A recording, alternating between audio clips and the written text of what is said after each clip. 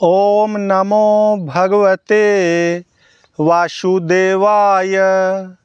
श्रीमद् भागवत महापुराण के 7वें स्कंध में पहले अध्याय में नारद युधिष्ठिर संवाद और जय विजय की कथा को सुनते हुए राजा परीक्षित ने पूछा, भगवान तो स्वभाव से ही भेदभाव से रहित हैं, सम हैं, समस्त प्राणियों के प्रिय और सुहृद हैं।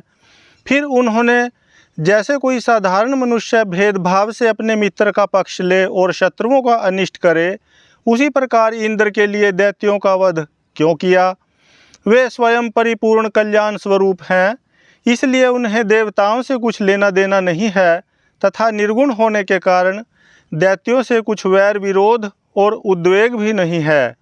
भगवत प्रेम के सौभाग्य से संपन्न महात्मन, हमारे चित्त में भगवान के समत्व आदि गुणों के संबंध में बड़ा भारी संदेह हो रहा है, आप कृपा करके उसे मिटाइए।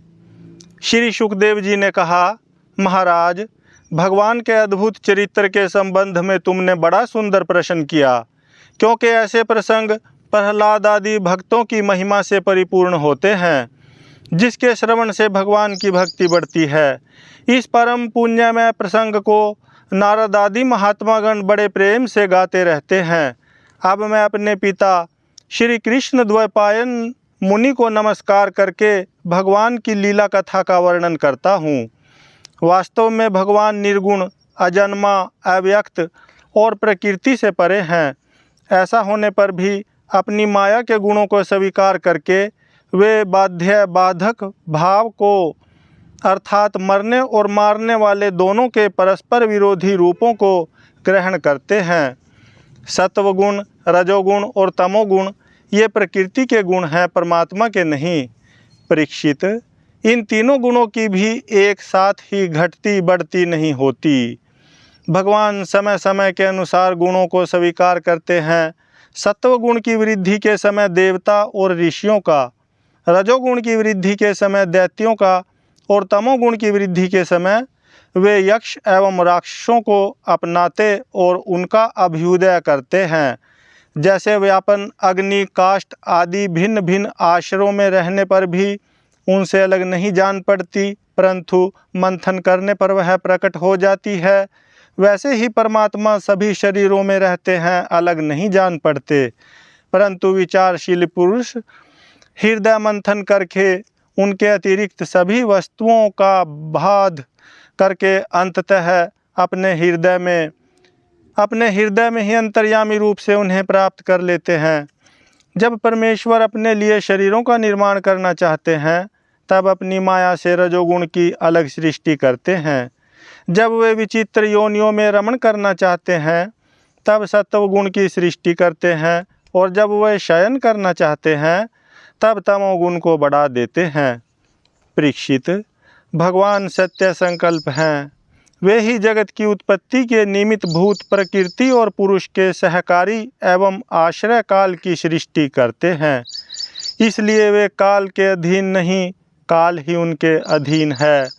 राजन, ये काल स्वरूप ईश्वर जब सत्वगुण की वृद्धि करते हैं, तब सत्व में देवताओं का बल बढ़ाते हैं, और तभी वे परम यशस्वी देव प्रिय परमात्मा देव विरोधी रजोगुणी एवं तमोगुणी दैत्यों का संहार करते हैं। वस्तुतः वे सम ही हैं। राजन, इसी विषय में देवर्षि नारद ने बड़े प्रेम से एक इतिहास कहा था। यह उस समय की बात है जब राजसूय यज्ञ में तुम्हारे दादा युधिष्ठिर ने उनसे इस संबंध में एक प्रश्न किया था।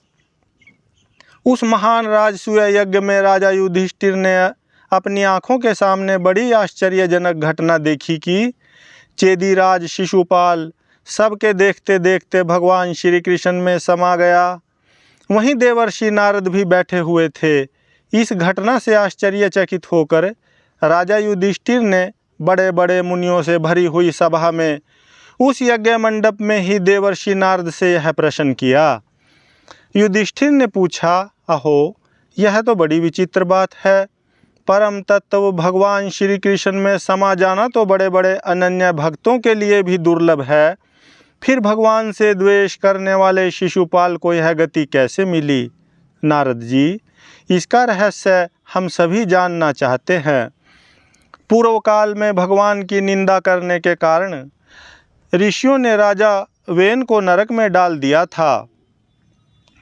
यह दमघोष का लड़का पापात्मा शिशुपाल और दुर्बुद्धि दंतवक्त्र दोनों ही जब से तुतलाकर बोलने लगे थे, तब से अब तक भगवान से द्वेष ही करते रहे हैं।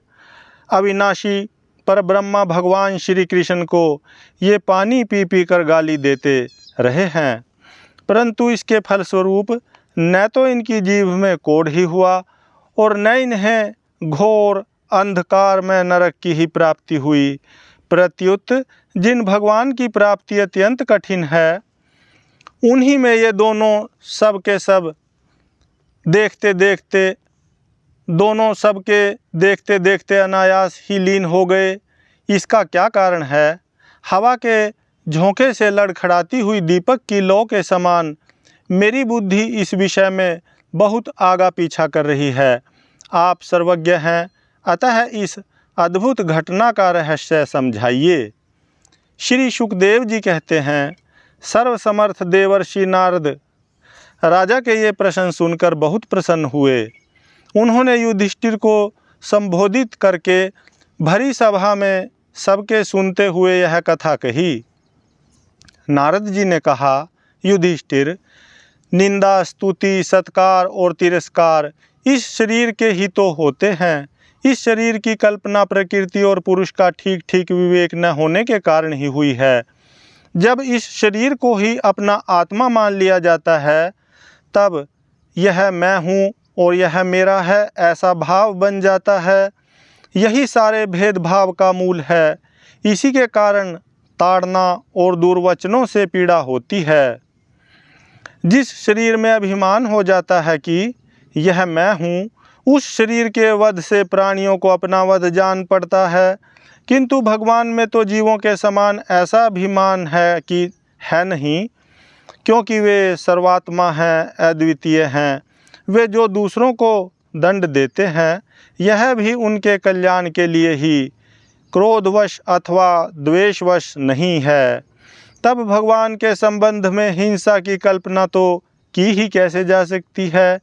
इसलिए चाहे सुदृढ़ वैर भाव से या वैरहीन भक्ति भाव से, भय से, स्नेह से अथवा कामना से कैसे भी हो, भगवान में अपना मन पूर्ण रूप से लगा देना चाहिए। भगवान की दृष्टि से इन भावों में कोई भेद नहीं है।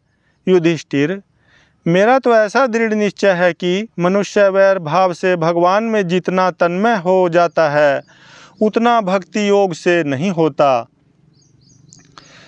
श्रृंगी कीड़े को लाकर भीत पर अपने छिद्र में बंद कर देता है और वह भय तथा उद्वेग से श्रृंगी का चिंतन करते करते उसके जैसा ही हो जाता है। यही बात भगवान श्री कृष्ण के संबंध में भी है। लीला के द्वारा मनुष्य मालूम पड़ते हुए ये सर्वशक्तिमान भगवान ही तो हैं। इनसे वैर करने वाले भी इनका चिंतन करते करते पाप रहित होकर इन्हीं को प्राप्त हो गए। एक नहीं, अनेकों मनुष्य काम से, द्वेष से, भय से और स्नेह से अपने मन को भगवान में लगाकर एवं अपने सारे पाप धोकर उसी प्रकार भगवान को प्राप्त हुए हैं, जैसे भक्त भक्ति से। महाराज, गोपियों ने भगवान से मिलन के तीव्र काम अर्थात प्रेम से, कंस ने भय से, शिशुपाल, दंतवक्त्र आदि राजाओं ने द्वेष से, यदुवंशियों ने परिवार के संबंध से, तुम लोगों ने स्नेह से और हम लोगों ने भक्ति से अपने मन को भगवान में लगाया है। भक्तों के अतिरिक्त जो 5 प्रकार के भगवान का चिंतन करने वाले हैं, उनमें से राजा वेन की तो किसी में भी गणना नहीं होती, क्योंकि उनसे किसी भी प्रकार से भगवान में मन नहीं लगाया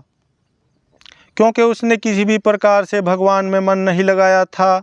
सारांश यह कि चाहे जैसे हो, अपना मन भगवान श्री कृष्ण में तन्मय कर देना चाहिए। महाराज, फिर तुम्हारे मौसेरे भाई शिशुपाल और दंतवक्त्र दोनों ही विष्णु भगवान के मुख्य पार्षद थे। ब्राह्मणों के शाप से इन दोनों को अपने पद से च्युत होना पड़ा था। राजा युधिष्ठिर ने पूछा, नारद जी, भगवान के पार्षदों को भी प्रभावित करने वाला वह शाप किसने दिया था तथा वह कैसा था? भगवान के अनन्य प्रेमी फिर जन्म मृत्यु में संसार में आए, यह बात तो कुछ अविश्वसनीय सी मालूम पड़ती है। वैकुंठ रहने वाले लोग प्राकृत शरीर, इंद्रिय और प्राणों से रहित होते हैं। उनका प्राकृत शरीर से संबंध किस प्रकार हुआ, यह बात आप अवश्य सुनाइए। नारद जी ने कहा, एक दिन ब्रह्मा के मानस पुत्र सनकादि ऋषि तीनों लोकों में स्वच्छंद विचरण करते हुए बैकुंठ में जा पहुँचे। यों तो वे सबसे प्राचीन हैं, परंतु जान पड़ते हैं ऐसे मानो 5-6 बरस के बच्चे हों। वस्त्र भी नहीं पहनते। उन्हें साधारण बालक समझकर द्वारपालों ने उनको भीतर जाने से रोक दिया। इस पर वे क्रोधित से हो गए और उन्होंने द्वारपालों को यह शाप दिया कि मूर्खों, भगवान विष्णु के चरण तो रजोगुण और तमोगुण से रहित हैं। तुम दोनों इनके समीप निवास करने योग्य नहीं हो, इसलिए शीघ्र ही तुम यहाँ से पापमयी असुर योनि में जाओ। उनके इस प्रकार शाप देते ही जब वे बैकुंठ से नीचे गिरने लगे, तब उन कृपालु महात्माओं ने कहा, अच्छा, 3 जन्मों में इस शाप को भोग कर तुम लोग फिर इस बैकुंठ में आ जाना। युधिष्ठिर, वे ही दोनों दीति के पुत्र हुए। उनमें बड़े का नाम हिरण्यकशिपु था और उससे छोटे का हिरण्याक्ष। दैत्य और दानवों के समाज में यही दोनों सर्वश्रेष्ठ थे। विष्णु भगवान ने नरसिंह का रूप धारण करके हिरण्यकशिपु को और पृथ्वी का उद्धार करने के समय वराह अवतार ग्रहण करके हिरण्याक्ष को मारा। हिरण्यकशिपु ने अपने पुत्र प्रहलाद को भक्त प्रेमी होने के कारण मार डालना चाहा और इसके लिए उन्हें बहुत सी यातनाएं दी, परंतु प्रहलाद सर्वात्मा भगवान के परम प्रिय हो चुके थे, समदर्शी हो चुके थे। उनके हृदय में अटल शांति थी। भगवान के प्रभाव से वे सुरक्षित थे, इसलिए तरह तरह के चेष्टा करने पर भी हिरण्यकशिपु उनको मार डालने में समर्थ न हुआ। युधिष्ठिर, वे ही दोनों विश्रवा मुनि के द्वारा केशिनी कैकसी के गर्भ से राक्षसों के रूप में पैदा हुए। उनका नाम था रावण और कुंभकर्ण। उनके उत्पातों से सब लोकों में आग सी लग गई थी। उस समय भी भगवान ने उन्हें शाप से छुड़ाने के लिए राम रूप से उनका वध किया। युधिष्ठिर, मार्कंडेय मुनि के मुख से तुम भगवान श्री राम का चरित्र सुनोगे। वे ही दोनों जय विजय इस जन्म में तुम्हारी मौसी के लड़के शिशुपाल और दंतवक्त्र के रूप में क्षत्रिय कुल में उत्पन्न हुए थे। भगवान श्री कृष्ण के चक्र का स्पर्श प्राप्त हो जाने से उनके सारे पाप नष्ट हो गए और वे सनकादि के शाप से मुक्त हो गए। वैर भाव के कारण निरंतर ही वे भगवान श्री कृष्ण का चिंतन किया करते थे।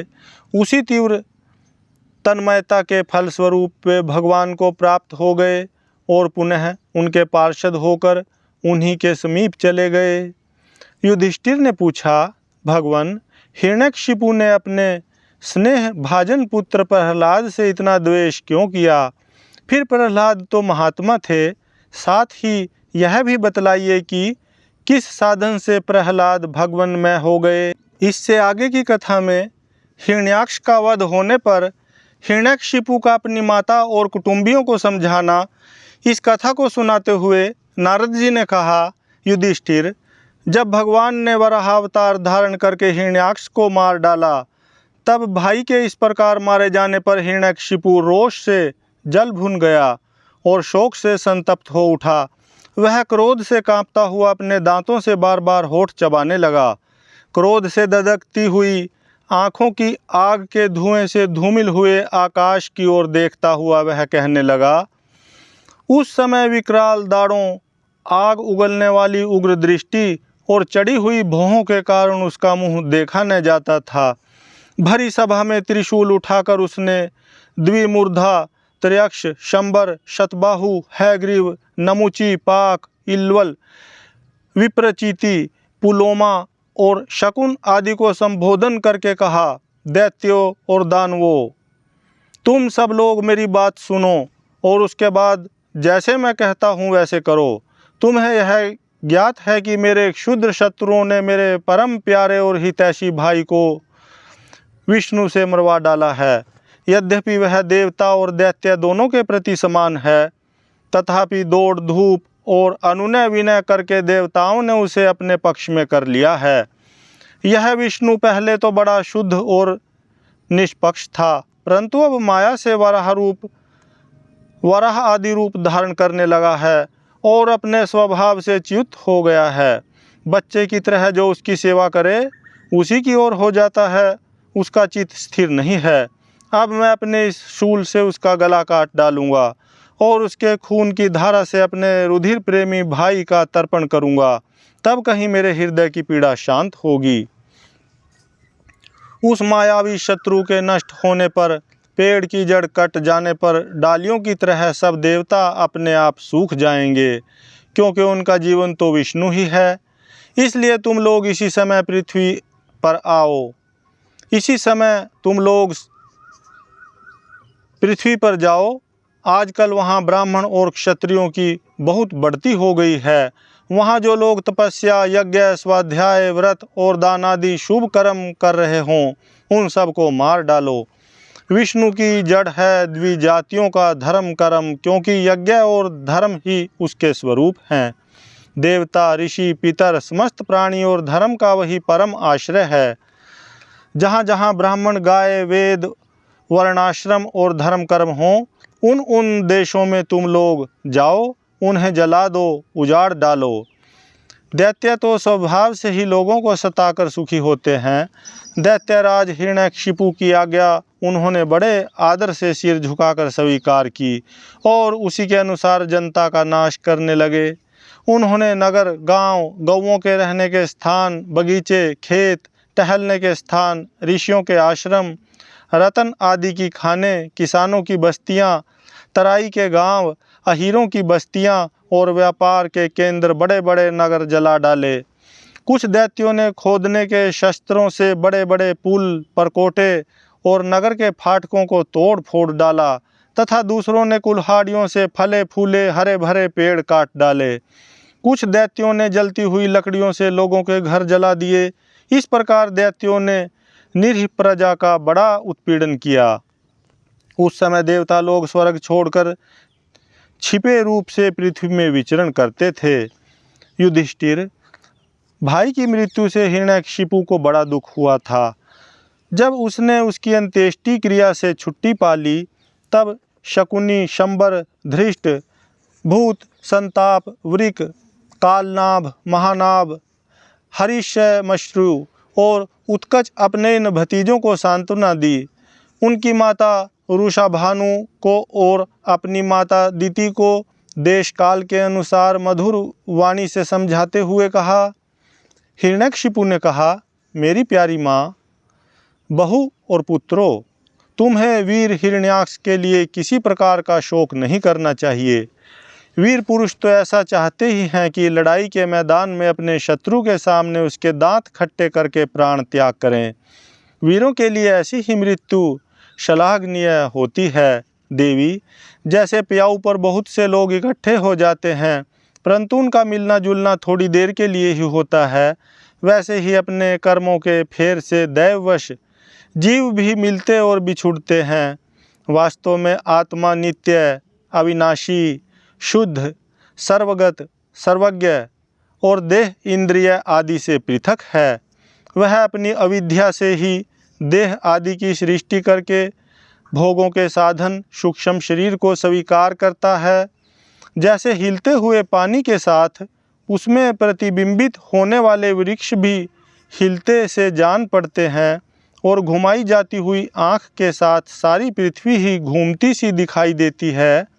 कल्याणी, वैसे ही विषयों के कारण मन भटकने लगता है और वास्तव में निर्विकार होने पर भी उसी के समान आत्मा भी भटकता हुआ सा जान पड़ता है। उसका स्थूल और सूक्ष्म शरीर से कोई भी संबंध नहीं है, फिर भी वह संबंधी सा जान पड़ता है। सब प्रकार से शरीर रहित आत्मा को शरीर समझ लेना यही तो अज्ञान है। इसी से प्रिय अथवा अप्रिय वस्तुओं का मिलना और बिछुड़ना होता है। इसी से कर्म के साथ संबंध हो जाने के कारण संसार में भटकना पड़ता है। जन्म मृत्यु, अनेकों प्रकार के शोक, अविवेक, चिंता और विवेक की विस्मृति, सबका कारण यह अज्ञान ही है। इस विषय में महात्मा लोग एक प्राचीन इतिहास कहा करते हैं। वह इतिहास मरे हुए मनुष्य के संबंधियों के साथ यमराज की बातचीत है। तुम लोग ध्यान से उसे सुनो। उसी नर देश में एक बड़ा यशस्वी राजा था। उसका नाम था सुयज्ञ। लड़ाई में शत्रुओं ने उसे मार डाला। उस समय उसके भाई बंधु उसे घेर कर बैठ गए। उसका जड़ाऊ कवच छिन्न भिन्न हो गया था। गहने और मालाएं तहस नहस हो गई थीं। बाणों की मार से कलेजा फट गया था। शरीर खून से लथपथ था। बाल बिखर गए थे। आंखें धंस गई थी। क्रोध के मारे दांतों से उसके होठ दबे हुए थे। कमल के समान मुख धूल से ढक गया था। युद्ध में उसके शस्त्र और बाहें कट गई थीं। रानियों को दैववश अपने पति देव उसी नरेश की यह दशा देखकर बड़ा दुख हुआ। वे, हा नाथ, हम अभागिने तो बेमौत मारी गई, यूँ कहकर बार बार जोर से छाती पीटती हुई अपने स्वामी के चरणों के पास गिर पड़ी। वे जोर जोर से इतना रोने लगी कि उनके कुछ कुमकुम से मिलकर बहते हुए लाल लाल आंसुओं ने प्रियतम के पाद्य पद पखार दिए। उनके केश और गहने इधर उधर बिखर गए। वे करुण क्रंदन के साथ विलाप कर रही थी, जिसे सुनकर मनुष्यों के हृदय में शोक का संचार हो जाता था। हाय, विधाता बड़ा क्रूर है। स्वामिन, उसी ने आज आपको हमारी आँखों से ओझल कर दिया। पहले तो आप समस्त देशवासियों के जीवनदाता थे। आज उसी ने आपको ऐसा बना दिया कि आप हमारा शोक बढ़ा रहे हैं। पतिदेव, आप हमसे बड़ा प्रेम करते थे। हमारी थोड़ी सी सेवा को भी बड़ी करके मानते थे। हाय, अब आपके बिना हम कैसे रह सकेंगी। हम आपके चरणों की चेरी हैं। वीरवर, आप जहाँ जा रहे हैं वहीं चलने की हमें भी आज्ञा दीजिए। वे अपने पति की लाश पकड़कर इसी प्रकार विलाप करती रहीं। उस मुर्दे को वहाँ से दाह के लिए जाने देने की उनकी इच्छा नहीं होती थी। इतने में ही सूर्यास्त हो गया। उस समय उसी नर राजा के संबंधियों ने जो विलाप किया था, उसे सुनकर स्वयं यमराज बालक के वेश में आए और उन्होंने उन लोगों से कहा। यमराज बोले, बड़े आश्चर्य की बात है। ये लोग तो मुझसे सयाने हैं, बराबर लोगों का मरना जीना देखते हैं, फिर भी इतने मूढ़ हो रहे हैं। अरे, यह मनुष्य जहाँ से आया था वहीं चला गया। इन लोगों को भी एक न एक दिन वहीं जाना है। फिर झूठ मूठ ये लोग इतना शोक क्यों करते हैं। हम तो तुमसे लाख गुने अच्छे हैं, परम धन्य हैं, क्योंकि हमारे माँ बाप ने हमें छोड़ दिया है। हमारे शरीर में पर्याप्त बल भी नहीं है, फिर भी हमें कोई चिंता नहीं है। भेड़िए आदि हिंसक जंतु हमारा बाल भी बांका नहीं कर पाते। जिसने गर्भ में रक्षा की थी, वही इस जीवन में भी हमारी रक्षा करता रहता है। देवियों, जो अविनाशी ईश्वर अपनी मौज से इस जगत को बनाता है, रखता है और बिगाड़ देता है, उसी प्रभु का यह एक खिलौना मात्र है। वह इस चराचर जगत को दंड या पुरस्कार देने में समर्थ है। भाग्यानुकूल हो तो रास्ते में गिरी हुई वस्तु भी ज्यों की त्यों पड़ी रहती है, परंतु भाग्य के प्रतिकूल होने पर घर के भीतर तिजोरी में रखी हुई वस्तु भी खो जाती है। जीव बिना किसी सहारे के दैव की दया दृष्टि से जंगल में भी बहुत दिनों तक जीवित रहता है, परंतु दैव के विपरीत होने पर घर में सुरक्षित रहने पर भी मर जाता है। रानियों, सभी प्राणियों की मृत्यु अपने पूर्व जन्मों की कर्म वासना के अनुसार समय पर होती है और उसी के अनुसार उनका जन्म भी होता है, परंतु आत्मा शरीर से अत्यंत भिन्न है, इसलिए वह उसमें रहने पर भी उसके जन्म मृत्यु आदि धर्मों से अछूता ही रहता है। जैसे मनुष्य अपने मकान को अपने से अलग और मिट्टी का समझता है, वैसे ही यह शरीर भी अलग और मिट्टी का है। मोहवश वह इसे अपना समझ बैठता है। जैसे बुलबुले आदि पानी के विकार, घड़े आदि मिट्टी के विकार और गहने आदि स्वर्ण के विकार समय पर बनते हैं, रूपांतरित होते हैं तथा नष्ट हो जाते हैं, वैसे ही इन्हीं तीनों के विकार से बना हुआ यह शरीर भी समय पर बन बिगड़ जाता है।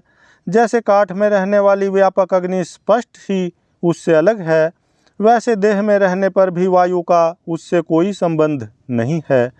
जैसे आकाश सब जगह एक सा होने पर भी किसी के दोष गुण से लिप्त नहीं होता, वैसे ही समस्त देहेंद्रियों में रहने वाला और उनका आश्रय आत्मा भी उनसे अलग और निर्लिप्त है। मूर्खों, जिसके लिए तुम सब शोक कर रहे हो, वह सुयज्ञ नाम का शरीर तो तुम्हारे सामने पड़ा है। तुम लोग इसी को देखते थे। इसमें जो सुनने वाला और बोलने वाला था, वह तो कभी किसी को नहीं दिखाई पड़ता था, फिर आज भी नहीं दिखाई दे रहा है, तो शोक क्यों? तुम्हारी यह मान्यता कि प्राण ही बोलने या सुनने वाला था, सो निकल गया, मूर्खतापूर्ण है। क्योंकि सुषुप्ति के समय प्राण तो रहता है, पर न वह बोलता है न सुनता है। शरीर में सब इंद्रियों की चेष्टा का हेतुभूत जो महाप्राण है, वह प्रधान होने पर भी बोलने या सुनने वाला नहीं है, क्योंकि वह जड़ है। देह और इंद्रियों के द्वारा सब पदार्थों का दृष्टा जो आत्मा है, वह शरीर और प्राण दोनों से पृथक है। यद्यपि वह परिच्छिन्न नहीं है, व्यापक है, फिर भी पंचभूत, इंद्रिय और मन से युक्त नीचे ऊंचे देव, मनुष्य, पशु, पक्षी आदि शरीरों को ग्रहण करता और अपने विवेक बल से मुक्त भी हो जाता है। वास्तव में वह इन सब से अलग है। जब तक वह 5 प्राण, 5 कर्मेंद्रियां, 5 ज्ञानेंद्रियां, बुद्धि और मन, इन 17 तत्वों से बने हुए लिंग शरीर से युक्त रहता है, तभी तक कर्मों से बंधा रहता है और इस बंधन के कारण ही माया से होने वाले मोह और कलेश बराबर उसके पीछे पड़े रहते हैं। प्रकृति के गुणों और उनसे बनी हुई वस्तुओं को सत्य समझना अथवा कहना झूठ मूठ का दुर्ग्रह है। मनोरथ के समय की कल्पित और स्वप्न के समय की दीख पड़ने वाली वस्तुओं के समान इंद्रियों के द्वारा जो कुछ ग्रहण किया जाता है, सब मिथ्या है। इसलिए शरीर और आत्मा का तत्व जानने वाले पुरुष न तो अनित्य शरीर के लिए शोक करते हैं और न नित्य आत्मा के लिए ही, परंतु ज्ञान की दृढ़ता न होने के कारण जो लोग शोक करते रहते हैं, उनका स्वभाव बदलना बहुत कठिन है। किसी जंगल में एक बहेलिया रहता था। वह बहेलिया क्या था, विधाता ने मानो उसे पक्षियों के काल रूप में ही रच रखा था। जहाँ कहीं भी वह जाल फैला देता और ललचाकर चिड़ियों को फंसा लेता। एक दिन उसने कुलिंग पक्षी के एक जोड़े को चारा चुगते देखा। उनमें से उस बहेलिये ने मादा पक्षी को तो शीघ्र ही फंसा लिया, कालवश वह जाल के फंदों में फंस गई। नर पक्षी को अपनी मादा की विपत्ति को देखकर बड़ा दुख हुआ। वह बेचारा उसे छुड़ा तो सकता न था। स्नेह से उस बेचारी के लिए विलाप करने लगा। उसने कहा, यूँ तो विधाता सब कुछ कर सकता है, परंतु है वह बड़ा निर्दयी। यह मेरी सहचरी एक तो स्त्री है, दूसरे मुझ अभागे के लिए शोक करती हुई बड़ी दीनता से छटपटा रही है। इसे लेकर वह करेगा क्या? उसकी मौज हो तो मुझे ले जाए। इसके बिना मैं अपना यह अधूरा विधुर जीवन जो दीनता और दुख से भरा हुआ है, लेकर क्या करूँगा। अभी मेरे अभागे बच्चों के पर भी नहीं जन्मे। स्त्री के मर जाने पर उन मात्रहीन बच्चों को मैं कैसे पालूँगा। ओह, घोंसले में वे अपनी माँ की बाट देख रहे होंगे।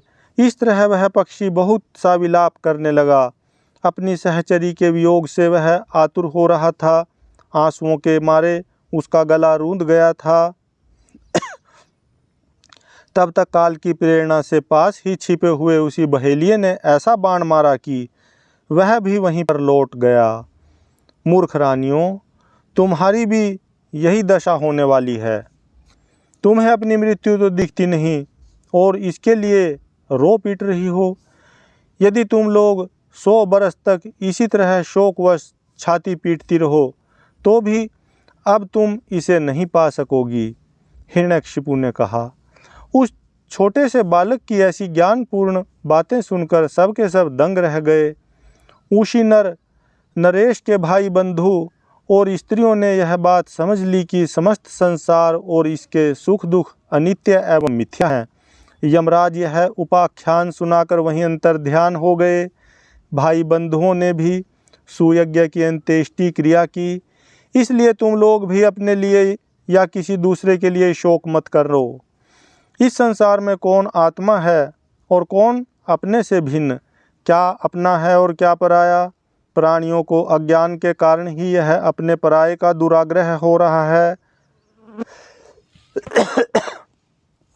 इस भेद बुद्धि का और कोई कारण नहीं है। नारद जी ने कहा, युधिष्ठिर, अपनी पुत्रवधू के साथ दिति ने हिरण्यकशिपु की यह बात सुनकर उसी क्षण पुत्र शोक का त्याग कर दिया और अपना चित्त परम तत्व स्वरूप परमात्मा में लगा दिया। हरि ओम तत्सत, हरि ओम तत्सत, हरि ओम तत्सत। ओम नमो भगवते वासुदेव।